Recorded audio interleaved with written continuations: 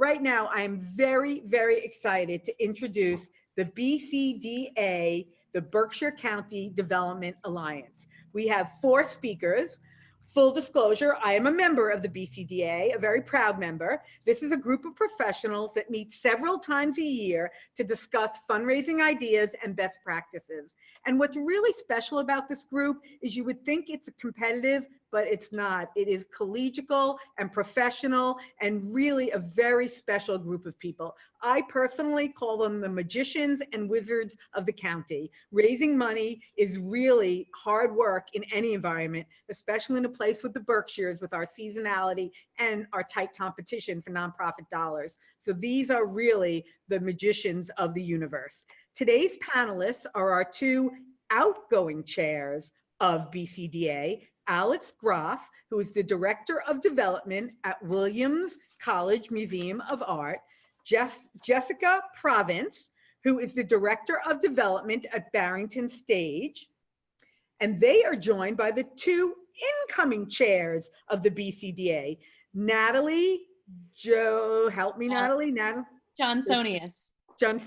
Newbert, who's assuming the executive director position at Berkshire Music School after 5 years at Shakespeare and Company, and Alicia Rossi, who has worked at several nonprofits in her 20 years in the Berkshires, most recently as communications director at Berkshire Grown. They will be moderating their own questions. They will have time for Q&A, and this is going to be a lively discussion. So get going in the chat and get ready to hear these 4 powerhouses tell us everything we need to know about fundraising in the Berkshires post-COVID-19. Thank you. Wow. Take it away, ladies. Thank you so much for that exciting introduction. Oh, now we have the challenge of living up to it. That's great.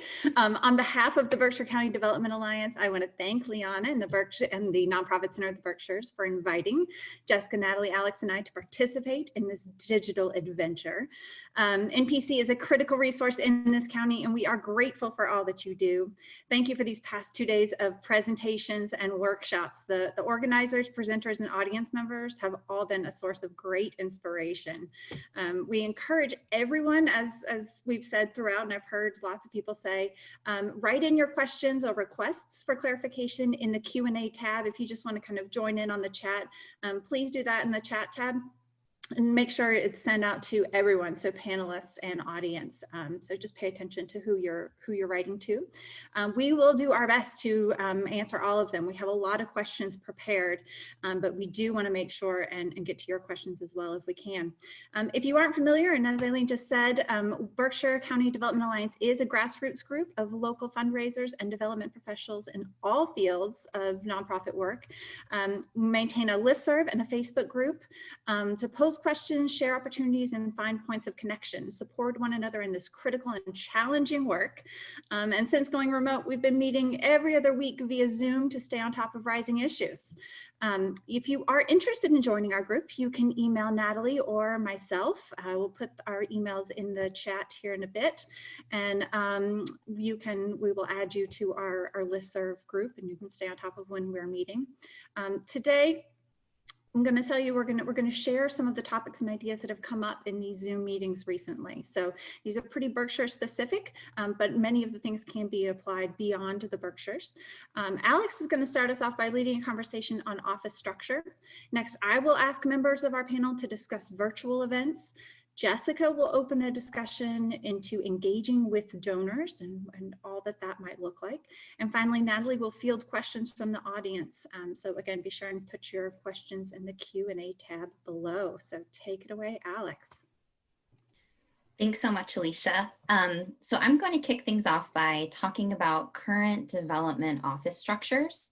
And based on those who responded to the great survey that we sent out prior, as well as hearing from many of you in the audience today, it sounds like we're a nice mix of people who are, working solo on very small teams of 1 to 3 people, or board members and executive directors who are wearing many hats within the organization itself. So I think what's clear is that we're all trying to maximize, in the best of times, resources that are devoted to development and fundraising, but even more so now. So to get started, Natalie and Jessica, this question specifically for you, what do each of your offices look like now? And how are you thinking about activating other staff members, your board, and volunteers to participate in the timely work of the development office right now? So I will start. It's an interesting time, particularly for Shakespeare and Company, and I would imagine for many other organizations, as we're looking at our structures and how we need to be going through a time of transition. So certainly our need for contributed income is continuing, if not being heightened.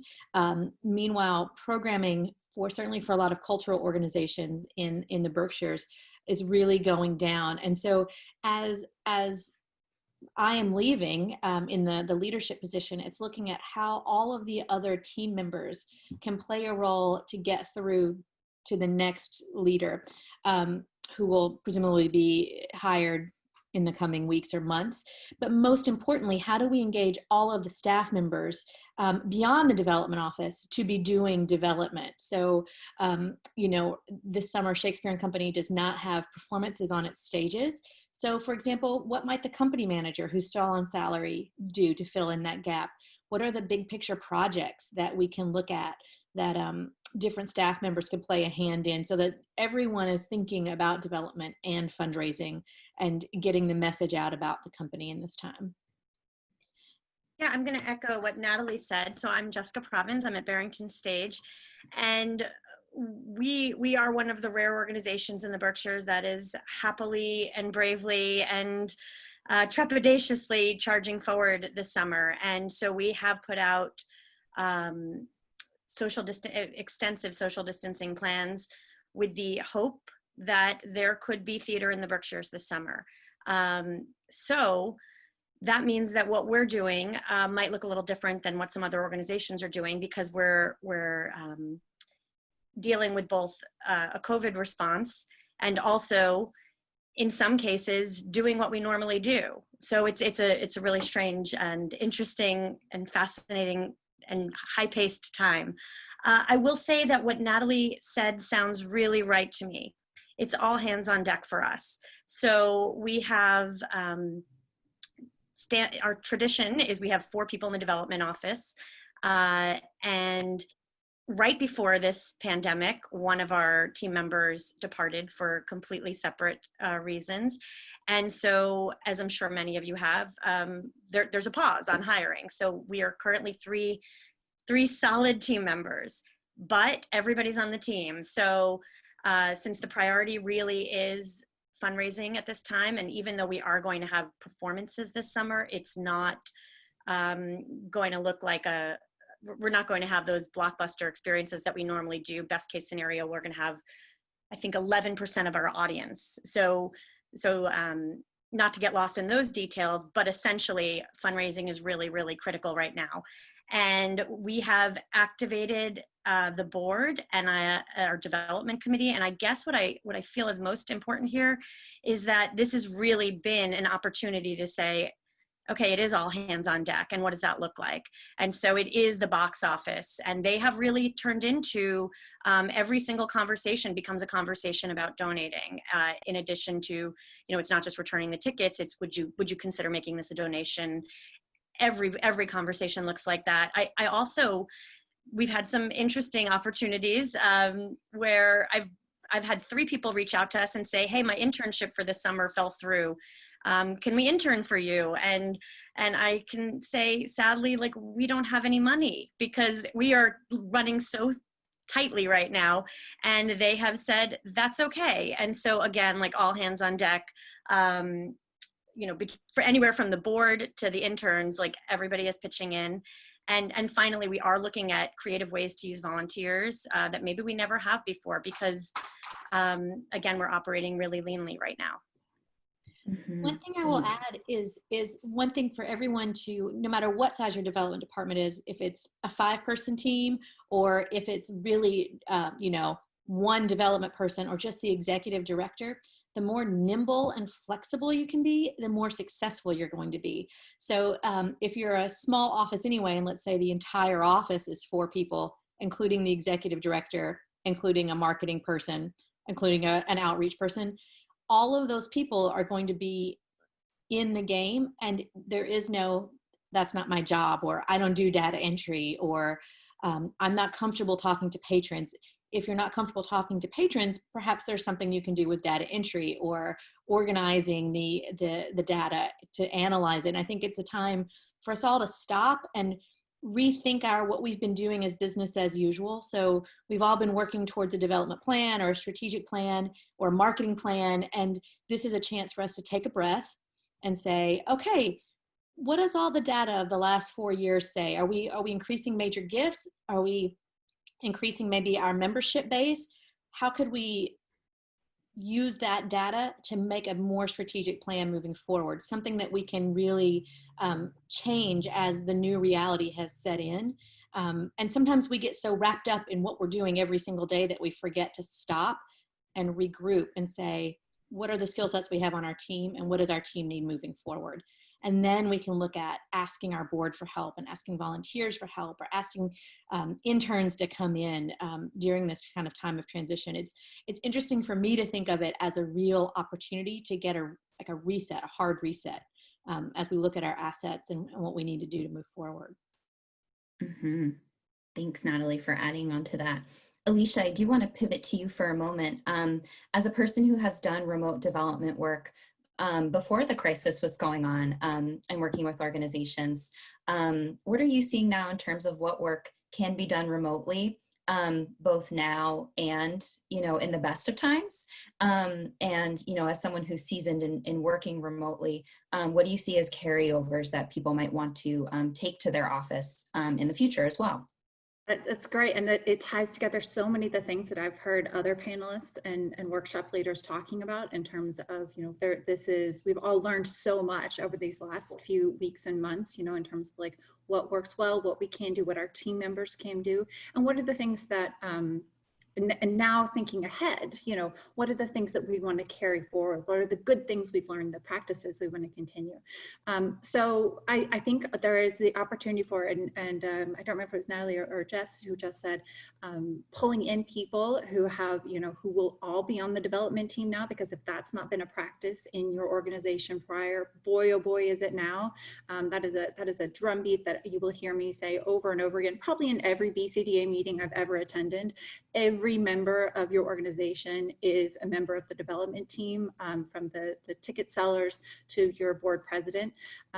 Everybody is making an impression, and 90% of the work is just about building those relationships. And it's not until that last 10%, right, where you actually sit down and ask for money, that the development officer comes in and plays a big role. 90% of the work is actually just done in the face-to-face kind of small interactions. So to that end, I would say that a lot of the stuff that can be done remotely is research. If you've got team members who can kind of pull together a portfolio package of some of your donors or potential donors, or folks whose names you've just read in the newspaper and are curious kind of what their history is, this is a great time to do some great prospect research. And you can put in the can a bunch of testimonial stories for your website or for future campaign use, whether it's letter writing, emails, and so on.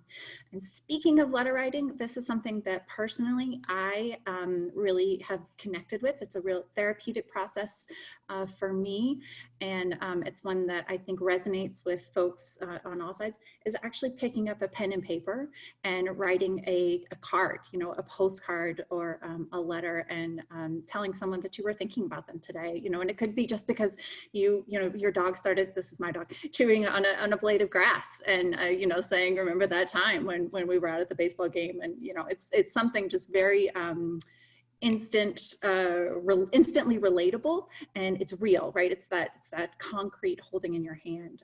So those are some of the things that I'm kind of reminded of on a daily basis. That is a very relaxing, good practice for myself, and I know as the recipient as well, that's something really humanizing that your potential donors or your constituents can receive. Obviously, you can't do that on a large scale, but that's also something that you can pull in other folks to kind of help out with and kind of prioritizing and getting that work done. And actually, I'd like to chime in there and say that this has been a real steep and dramatic learning curve, I think, probably for most people, except for maybe Alicia, who has experience. But I would say that on so March 13th, I think they announced schools closing. March 16th was my first day at home, and March 15th, so a day before, I signed up for Zoom. And I have to say that it is remarkable how naturally and easily so much of what I do transitioned to working from home. And I'm struck by that right now, because we are having the initial conversations of what is going back look like, and how will it look, and how many people in the office on what times, and who's going to be where physically. But I'm having a little bit of question of to what end, you know, like this is working in a lot of ways. And Alicia, you point out really great long-term projects that we might be doing, research, and we have a lot of database cleanup and all of that, which I'm like, yes, let's do that from home. But other than the paper, there's really not that much that we're missing. We are in constant communication, maybe more so than when we're actually next door to each other. And I certainly miss seeing people's faces live, and this is a very different, surreal experience for all of us. However, I think we're all adjusting, and I'm definitely having those conversations with our board and our donors and our supporters and our volunteers that don't look that different than how they looked before. Thanks, Jessica. And I know we're going to dive into so many of those great things in our last topic when we talk about donor communication, but it will obviously pervade all of these topics in so many ways. I do want to throw it back to Alicia, because I know that she has some questions for us about a pretty juicy topic right now that's very relevant, and that's virtual events. Yes, thank you. Yeah, and this is, of course, something when we asked beforehand for folks to let us know what they were most curious about. This was one of those topics that folks said they had a lot of questions and what ifs and how are's going on. So we've chosen to call it virtual events because we understand that some folks are really focused on galas, whereas others are doing something a little bit more free form.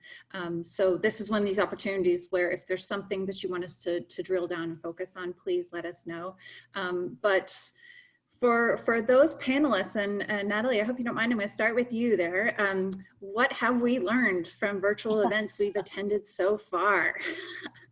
So I've spent a lot of my career working on all different types of events, all different sizes of events, and I am very interested in this idea of virtual events and delving into why people give at galas instead of just giving a check for an annual fund.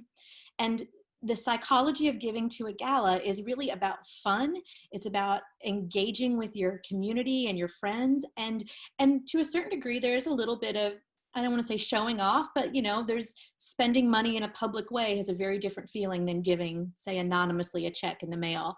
And how people are translating that method of giving online is fascinating. And I think that we're in the very, very infancy of looking at what the technology will do for us and how do we replicate that feeling of being with our friends and celebrating an organization we love in a way that inspires people to give. Certainly Jessica, I know, can speak about this as Barrington Stage is doing a virtual event.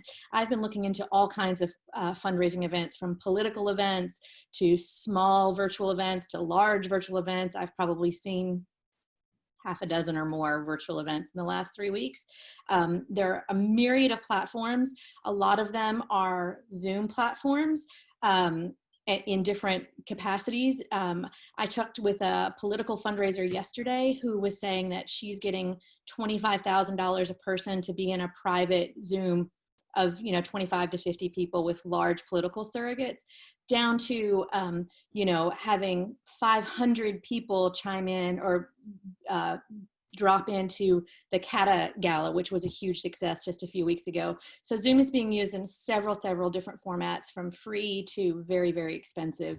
There are about half a dozen more platforms that I've looked at. There's special platforms to sync musicians with other musicians. The commercial theater world is using some very interesting platforms. And it's also giving us a chance to look at how we set up a digital campaign beyond just the event itself, which is really exciting to me.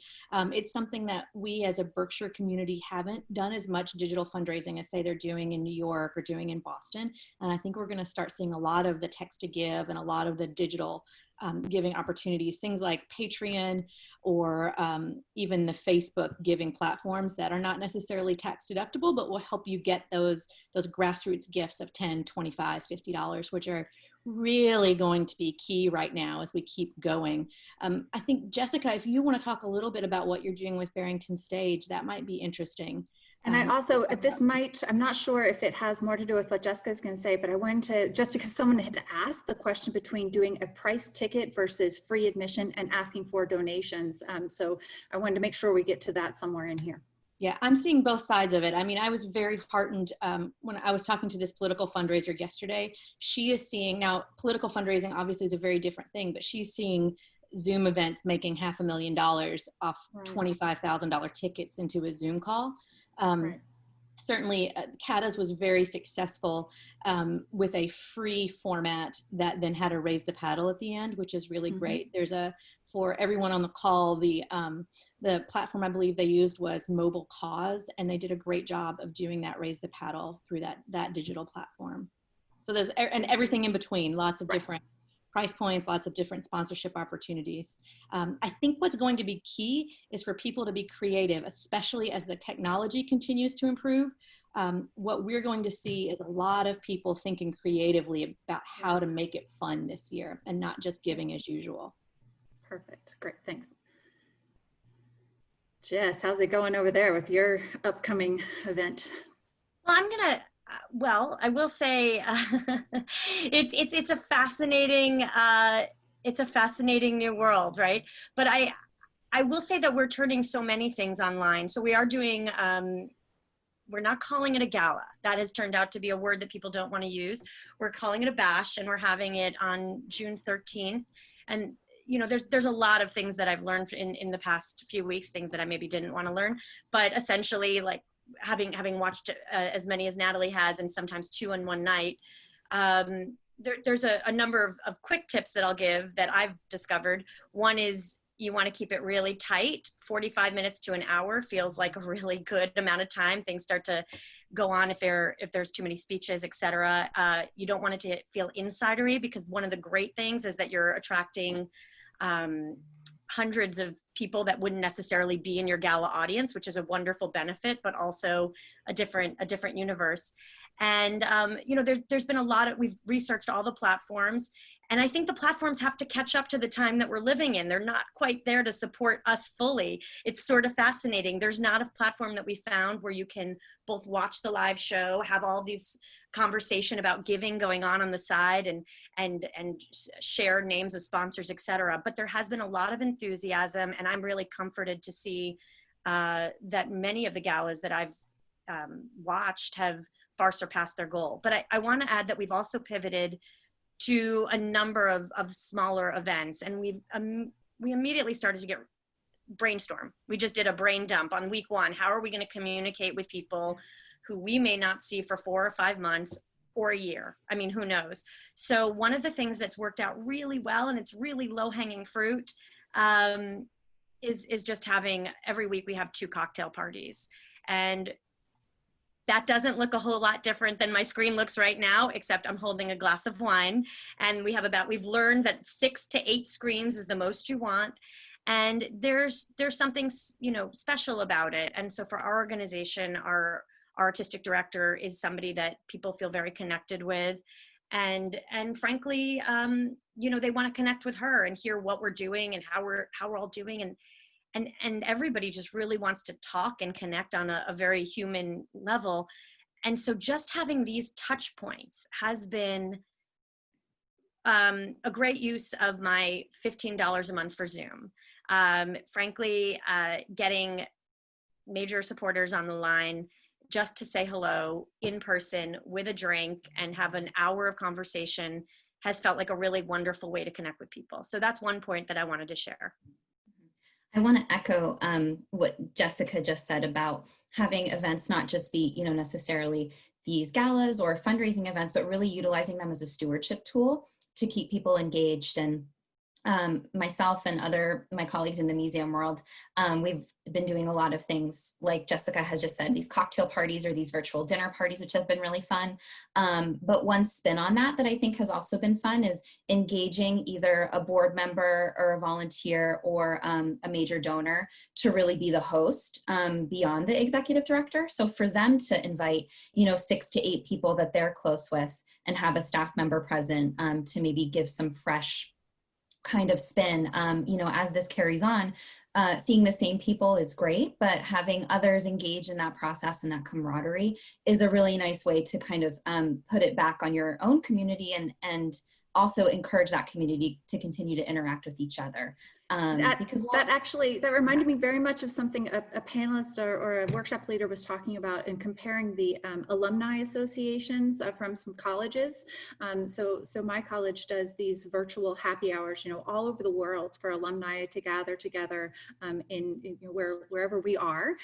So in DC or New York, there are very large gatherings of alumni come together, but it might just be super small or entirely virtual. But then you have a primary host who might host, kind of a Zoom interface moment with the back home, and then, but you still get these kind of smaller groups of people. So you still get that table, intimate kind of cocktail moment that is so valuable. And I imagine that as we're thinking what comes next and beyond, that we won't be able to get hundreds of people together in a room, but maybe we can do a picnic of 10 or 12 in someone's backyard, and that becomes kind of the smaller piece that then together with lots of those pieces becomes a large gala to imagine. And the other one I wanted to add there is also doing a virtual 5K. So that's something else that I've done one of them so far. And if you know me, I'm someone who would never participate in one in person, but if it's virtual and I'm just on my own with the dog, I'm there. So I just wanted to throw that out as another kind of like completely the opposite of a gala, but a virtual event that is seeing ways to connect people and engage with your constituencies in a creative way. Sorry, Jess. No, that was great. I'm not doing the virtual 5K, but I'm glad you are. Awesome. So anybody else want to say something about virtual events there? I just think to quickly echo, as I said, it's, I know we're all feeling a lot of pressure to create content right now in many ways, especially in the arts and cultural world. And I think at least what I'm experiencing and what it sounds like others are too is just the ability to connect with people is equally as valuable. So especially if you are, limited in your staff resources with so much going on, I think don't stop yourself from just connecting with people because you think that's not special enough or it's not mission driven, because it's bringing community together as part of everyone's mission. And so I wouldn't think twice about that. So if Alicia, if you don't mind, and I see I just cut you off, Natalie, the next section is about communication and how we're communicating. So I feel like that was a really clean segue and setup, but Natalie, why don't you jump in first? I just wanted to say one more quick thing about virtual galas. The rules of regular live in-person events still apply. It still needs to be really well done. It is not something that can be just thrown together, let's videotape it and throw it up. It takes staff resources, human resources, and financial resources to make something that is going to be engaging, that's going to be interesting, and that is going to be effective. And I think it's very important as you talk with your gala committees and you talk with your board for them to be realistic about what they should expect and what they need to put into it. And it's our job as the fundraisers to be sure that they understand what they're getting into. It's not a quick down and dirty, we'll throw it together. It still has to be very professionally done.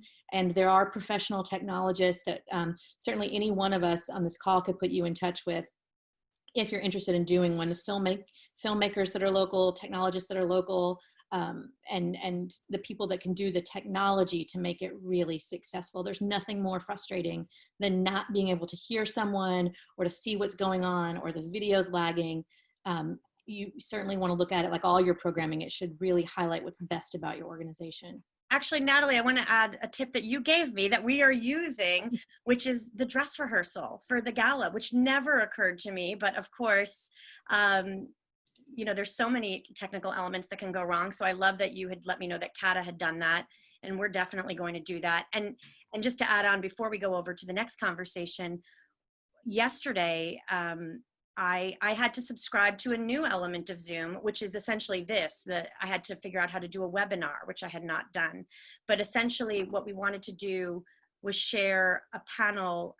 We had a panel talking about our education program. So we specifically reached out to our education donors and said, you may be wondering how we are operating in this time with all of our young people work, you know, remotely.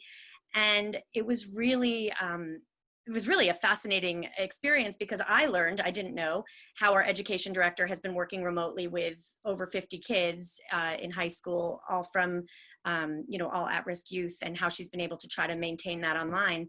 But what was so interesting was we had to pivot quickly and learn how to do this webinar. We had 3 rehearsals because it was really tricky.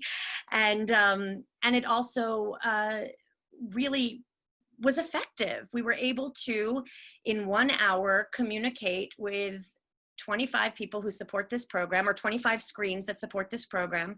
And we had some students represented, and I feel like it was a really successful event for us. So just in terms of technology and being nimble, which I definitely heard in the last talk as well. So I'm going to transition, and really it's not much of a transition, but it's the next part of our conversation is how we're engaging with our donors and our supporters and our volunteers in this indefinite period of time. And so, you know, Alex, I'd love to start with you. You've shared some ideas already, and some of them, you know, some of them are online and some of them are letter writing, which is of course perfect, Alicia. But Alex, what are some ways that you're maintaining communication with your supporters? I think beyond kind of all of the pieces that we've discussed, well, overarchingly, I know it's been said before, but I think it doesn't hurt to echo it. Be in touch often with the people who are closest to you. I don't think we can say it enough. This is not necessarily the time for many of us to focus on capturing new people to become donors to our organization. So making sure that you're just staying in close touch with your core group, whatever that might look like for your organization. And so whatever that might look like for your individuals. And for me, it's been across the board. One thing that we've done for a lot of our donors who are at home right now is we've sent them puzzles that are branded from the museum, because we know that they're, you know, at home and doing things, and it keeps it on that mind. But I've been picking up the phone more than ever, and the best part is people are there and they're willing to talk. And I think you know, many of us maybe who aren't necessarily development professionals by focus trade, you know, if we are board members or executive directors, might not, you might have a hesitation because we all are going through so much right now. But at least in what I've been experiencing, you know, if people aren't comfortable talking on the phone, they don't answer, they let it go to voicemail. I think what you lose by not trying and just being friendly, what you get from the people that you are able to connect with is so much more deep and valuable. I think I've been having some of the greatest conversations that I've had maybe in the last 5 years with people at this time. I'm finding those that do want to talk are very open, and that's been amazing. And also through Zoom, it's also been great. Again, I think people, as Jessica mentioned, have adapted kind of quickly to technology, especially being so forward into this. And so I'm finding that craving to interact with people is very real for donors. And it's really nice because I think a side effect of this in many ways is that we get to see people at home in really personal ways that we don't get to normally. And so the deeper connections that I've been able to establish by doing what in the best of times we would be doing, connecting with people on a regular basis, has been wonderful. And a lot of what Alicia said, going back to writing and postcards and letters to people has felt, you know, more special than ever. So. Alex, you touched on like 10 things that I circled and starred because I love all of them, but I strongly echo that people are home I strongly echo that people want to talk, that human contact feels very necessary right now. I also feel that it is incredibly time consuming. Every call is a half an hour. And I have recruited as many people on our committees and our board to make these calls too, because I don't think it's intuitive for people to realize how much other people are looking for that human contact. And frankly, with a small office, it's hard for us to do it ourselves. I wanted to also share an idea that we had when I heard your puzzle idea, which is really brilliant, is we started to think, what can we do that only we can do? Or that not only we can do, we're not the only theater, but what is it that we do that we can do well? As opposed to, like, I don't want to be teaching yoga online. So what can I do that we as an organization can really master? And so we started to think about play reading groups and our artists that are in our wheelhouse, and how can we access them and use them in a way that is something that only our organization can offer. So that has been definitely top of mind. And I want to share one more thing before I go to Natalie with a question, which is simply that we didn't say in the prior conversation about virtual events, technology is a challenge. Even though, Alex, you did say people are transitioning really well, and people are, we do have a very senior group of supporters for the most part. And what I do for every conversation, even these 5-person cocktail parties, is I always have one person at least on backup who can be on their phone at the same time and just make sure everybody gets online okay, because I'm sure we've all had hour-long conversations just to help people get onto Zoom. So however, once they get there, it's very meaningful. Natalie, since you're transitioning, I'm curious, how are you going to start? You're going to have a whole new world of people to meet, and you're not going to be able to go have lunch. So how will you do it? And Natalie, I see that you might have a young person that just joined us, and I have a young person that I had to send out of the room.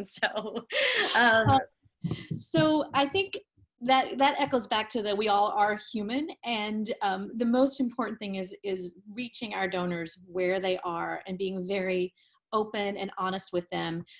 My transition from Shakespeare and Company to Berkshire Music School happened right after we decided, actually it was exactly the same week as we decided not to have performances at Shakespeare and Company for the summer. And my mission was to call every single one of our major donors personally. And some of those conversations were 5-minute conversations, and some of those people I was on the phone for over an hour with, they'd become very good friends. And I think the more that we actually talk to our constituents, whether they're donors or audience members or beneficiaries, we just talk to them, hear what they're saying, and meet them where they are, and then share with them what's updating at our organization. So Shakespeare and Company is not going to have shows this summer. I am transitioning to Berkshire Music School, but I'm such a friend to Shakespeare and Company, and now I'll get to see you personally in the audience instead of just be a working voice. And I think that's the key as I leave Shakespeare and Company and as I come to Berkshire Music School, is to start calling all of their board members, all of their donors, all of the parents of the students, and just to let them know, this is who I am. I'm a real person. I'm a working mom. I have a son who's going to sometimes run in, and that's important to me also. And I will take care of your children who are at the school taking lessons the same way I would take care of my own children, because we're all in this community together. I think one of the most important things about talking to our donors and all of our constituents at this time is to not shy away from telling them the truth about what's happening and what we could use their help with. So the truth is, we're not having shows at Shakespeare and Company this summer, and we're looking at how we can possibly have camps at Berkshire Music School this summer. Is that even possible? But as I talk to people, they're going to say, well, what can I do for you? And I am ready to say, I would love your support with a gift if that's possible. I think it's easier for us as development professionals to go to that, but I think everyone on staff needs to be trained to say, actually, if you could convert your ticket purchase to a donation, that would be really helpful. So the default is, yes, we could still use your help, and to not shy away from that ask. I think most of us, I'm looking at the people who are on the chat, and most of us have some background and development. And as we all know, the number one reason people give is because they were asked. So we need to not shy away from that. But it also might be that, you know, I need help gardening the Shakespeare & Company property for the summer. That grass, that lawn is still going to grow, and it's going to become overgrown if we don't have help. So just being really honest about here's where we are, here's what we need. And in return, what do you need from us? So as a student at Berkshire Music School, what would you like to see happen at Berkshire Music School in the next year, 3 years, 5 years? How is this pandemic affecting your music lessons? What can I be looking at, and how can I enhance your experience with the resources that we have? And everybody's answer is going to be different, and then we just take that into consideration as we make our decisions. But the most important thing is just being honest and being upfront and letting people know what help we could use. I think that's great. That is so great. Sorry, if I may, Jessica, I was just going to pop in and say that I had written down and circled and starred that humanizing aspect of this. You know, one of the reasons I keep putting myself on mute is I keep expecting the dog to alarm, you know, and like that is something that brings us together and gives this moment of levity. And when you're talking to a donor, you have that moment of, oh, what kind of dog do you have? You know, and it's just that another moment of connection that you can share. I also wanted to say that as we all know in this moment of psychology that we're all living in, everyone wants to be seen and heard and valued, you know, and so every single way that you can think to see your donor, whether it's on a screen or acknowledging something that they have done out in the community, hear your donor and what their thoughts are, complaints are, and then value them. So thinking about every single opportunity. So one of the new technologies that I have found and incorporated personally into my life is an app that I just record short little videos and share them with my family members. So we don't have a chance to get on the phone and all sit on a screen and talk, but we are sharing throughout the day multiple little moments of connection. And we maybe don't want to throw out a new technology to your constituents and say, download this app and, you know, jump on here. But there's no reason you can't record a short little 20-second video and email that to them as a link, you know, or something like that, just to have that moment of seeing and encouraging them to do the same. So that's that moment of realization of not letting the perfect get in the way of the good. And I don't remember if it was Maria who said it yesterday, but that is one of my, like, I try to remind myself of that daily, if not multiple times a day, because these moments of just building relationships and engagement, this isn't that moment to make sure it's perfect. This is the moment to just get it done and reach out and see, hear, and value the people around you. So however you can make that happen, great. And I also wanted to say that this is a great time to ask your donors to share their story. So whether or not they're actually writing down why they give to your organization, maybe they want to get in front of the camera and, you know, do a little selfie video of their story of way back when, why they started giving or something like that. Those are all, that's a great moment to see, hear, and value those people in your organization. So I just wanted to throw that in and tag on to what Natalie's saying. No, it's all perfect. Thank you. And I can't help but jump on. Oh, yeah, okay. One quick thing that Alicia just said very quickly, because I think so it's excited. It's very practical, and it just reminded me of the whole idea of not letting perfect getting in the way. I think especially now, just from my personal experience, like donors that I would never have talked to, you know, without, you know, my blazer and my lipstick on. Now it's a completely different world, and being honest and, you know, talking with them and saying that my day hasn't been going great, or vice versa. Like, I think in many ways those walls are down, and, you know, again, hopefully these are some of the things that remain with us in time moving forward. But I just want to echo that for everyone. If you don't let that get in the way, don't make that cancel your meeting or your phone call. Just showing up right now is so important. So I just want to echo that. I would like to echo your echo, because I want to say that I actually think the warts are really good right now. I think your dog barking in the background and your kid coming in the room, and that we're all human beings, separates, you know, makes it not us and them. It brings us all together. I would say that at every cocktail party that we have, these 2 a week that we're having, you know, different audiences come, I always make my kid come over, and I like pay him to do it. I pay him in like cheese or dessert or whatever, but I make him come over because it's like, it humanizes our scenario.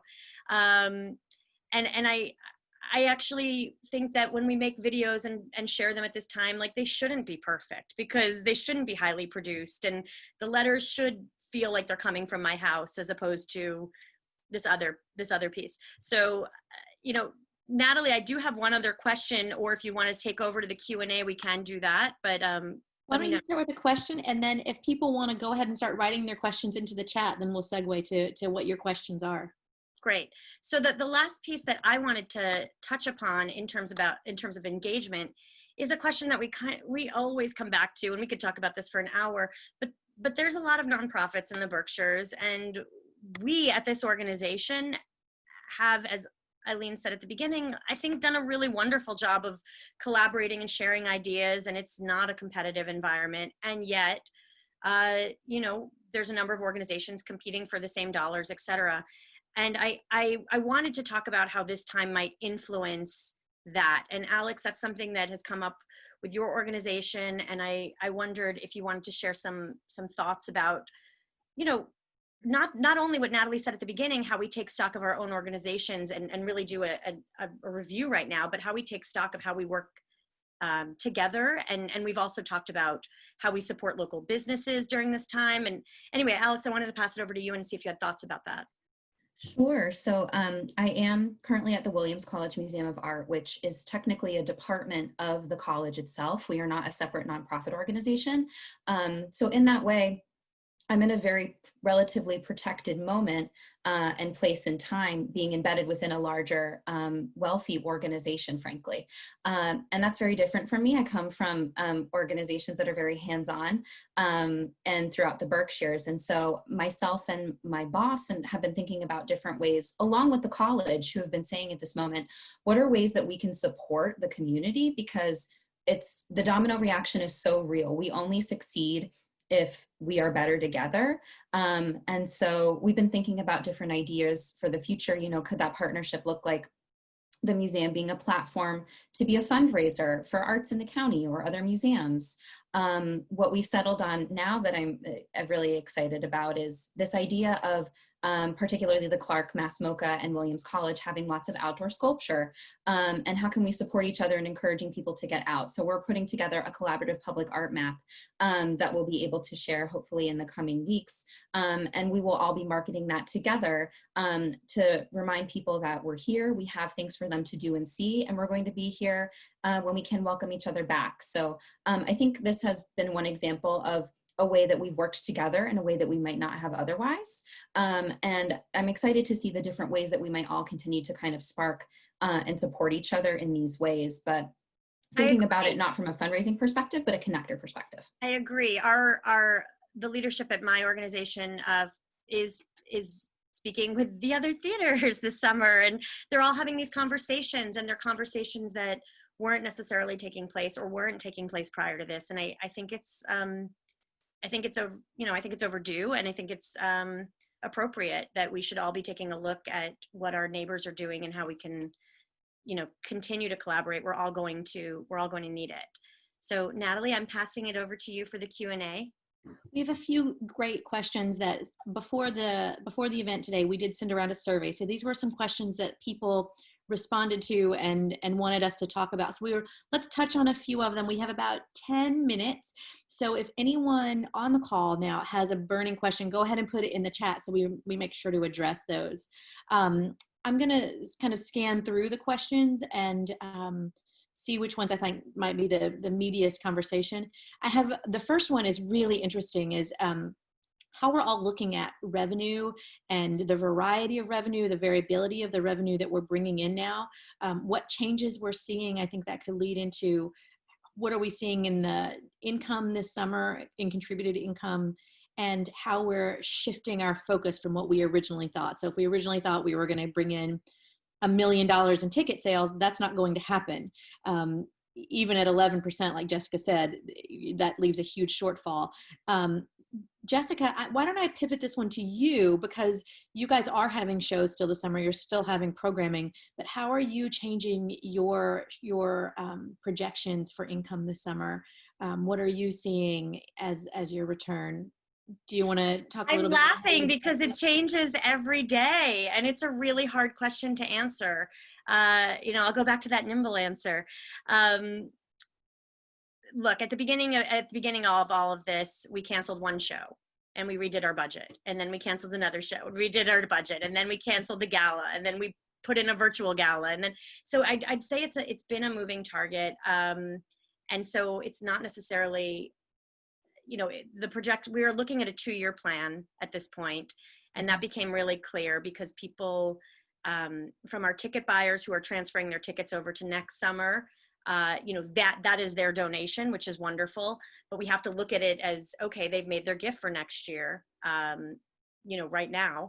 And from our sponsors who sponsored a play this summer that isn't happening, and we've had a lot of conversations with a lot of people, and really working hard to ask people to please maintain your support this year and maintain your support next year. And every one of those conversations has been delicate, and I haven't always gotten the answer I want. And I would say on the positive that for the most part, people have been incredibly supportive and generous, and yet I'd say, to go back to answering your question, we've had to look at it as a 2-year plan. We are launching a campaign to support, basically to cover the shortfall that we're going to have. And essentially all of these different budget lines that we've had have all been rolled up into this campaign, because our annual, we have an annual fund goal every year, and we're not going to make that if we're launching a 7-figure campaign that we need for our organization. So the long answer is it's a continual dance. And I just want to say, after listening to so many of the other panelists and so on these last couple of days, a reminder that this is the rainy day. This is why you have endowments and rainy day funds, which hopefully you do in your organization. This is it. And also, for every single nonprofit, program is key, so like the money should be going towards program. And I think, Natalie, you might have been the one to say it last week in our call, we shouldn't be making a profit. We should be spending all of the money we have on program. And especially now, even if your organization isn't a human service program where you're dealing with, food access or mental health, even if you feel like, people aren't worried about cultural organizations or programming right now, that's actually not the point. That your organization is critical, because you have donors who have given money and believe that, and so you need to further your program right now. So go spend that money, do that program, prove your importance and your validation. And it reads a little contrary to what some of the experts on other panels have said, but we need to be asking for money and engaging our audience members and constituencies. We need to be asking them to be a part of that more than ever, because we're spending it, because we're doing our jobs as organizations and nonprofits. So that is a nice segue to the next question, is about messaging, and how do we get that messaging right?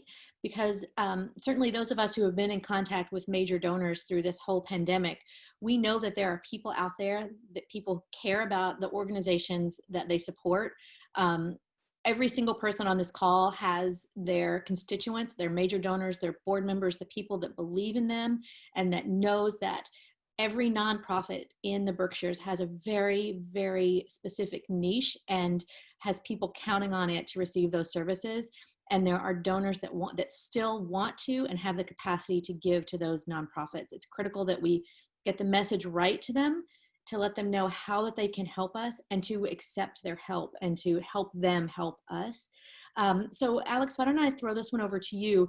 What have you been doing to get the messaging right? I think the puzzle idea was so on point, because I'm imagining these beautiful artworks that people are putting together in their living room with their family, since they can't enjoy the museum in person, but they can still enjoy your art personally. Yeah, and I think in that vein too, again, we're in a little bit of a precarious situation because we're not autonomous. So it's really communicating what the college choices are right now, which are very, very layered, and have to do with health and safety first and foremost.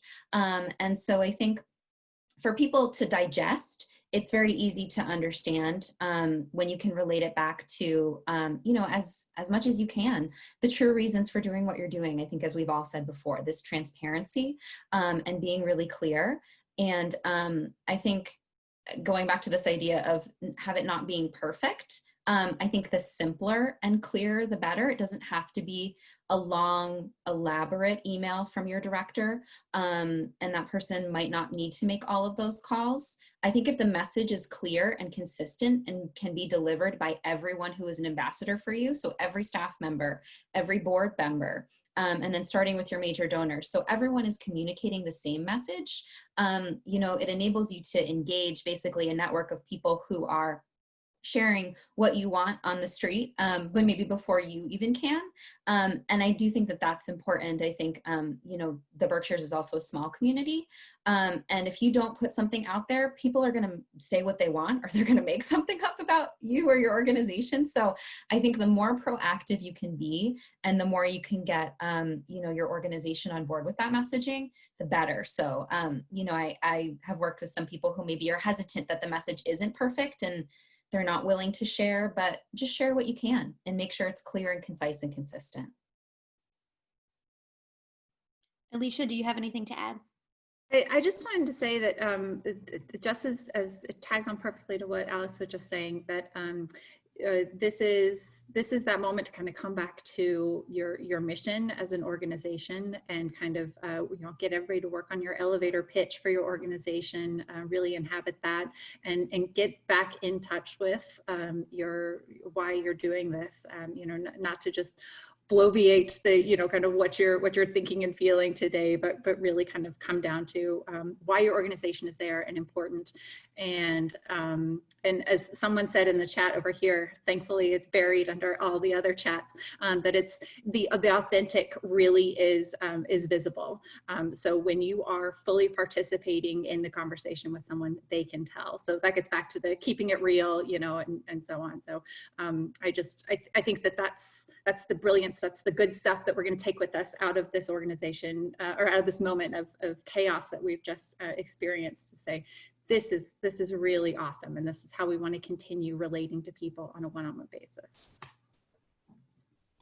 Jessica? Yeah, I will add that we had a board meeting last Friday, and it was really heartening to have our board president talk about when she went to the theater when she was a little girl and why she's in this. Like, why does she volunteer so many hours a week to our organization? And she just got back to the root of it. So exactly what you were just saying, Alicia.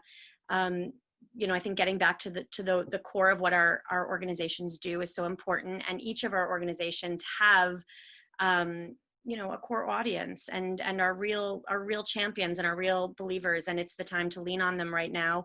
And they know it, and they're expecting it, and in many cases, I think they're happy to do it. And the other thing that I just wanted to end on is the idea of hope and positivity. And I think there's a lot of fear out there. It's and I think that a hopeful, optimistic message about our future seems to be really resonating with people. The idea of coming back, the idea of we're in this together, and that is part of why I asked my son to come on to these calls, is because he's next, he's the future. And I do think it makes people realize that there is an end to this. So thank you. And we're coming about to the end of our time. The last thing that I just wanted to say was, everyone here on this call has a really fantastic organization. You have brilliant missions. You have a dedicated board. You have dedicated volunteers. And as long as you stay true to your mission and you stay open and honest and in service to your beneficiaries, asking for money is the easy part. Everybody wants to be part of a winning team that's serving the community. We all live in the Berkshires because we want to be part of a healthy, happy community. And there's such a diversity of nonprofits out there. And as many nonprofits as there are generous, donors who want to support us and who want to make a difference in their community. So I just wanted to thank you all for being here and hope that everyone will feel free to reach out to any of the four of us. Alicia and I believe our email addresses are in the chat somewhere. Please feel free to reach out. Please join the BCDA. It's been a great opportunity the last several weeks for us all to come together and just brainstorm, and we welcome new people. So we hope you'll join us. And then most importantly, we want to thank the Nonprofit Center of the Berkshires for putting this summit together. It's a great organization, and it's been a great chance for us all to come together to hopefully inspire each other and keep the good energy going. So thank you. Thank you, Alex, Jessica, Natalie, and Alicia. I told you they were magicians. That hour whizzed by and was chock full of incredible nuggets of truth, information, and hope and optimism as we move forward and keep our nonprofits sustainable and keep our donors giving and happy. That was really phenomenal.